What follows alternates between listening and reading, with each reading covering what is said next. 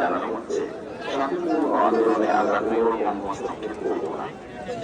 একসঙ্গে অনুরোধ করছি আইন মেনে মিছিল করুন। রাজ্য সরকারের সচিবালয় নবান্ন এবং তার সংলগ্ন এলাকায় ভারতীয় নাগরিক সুরক্ষা সংহিতার 163 ধারা জারি থাকে। এই ধারা অনুযায়ী সংশ্লিষ্ট এলাকায় 5 বা তার চেয়ে বেশি মানুষের একত্রে জমায়েত আইনত নিষিদ্ধ। এই বিষয়ে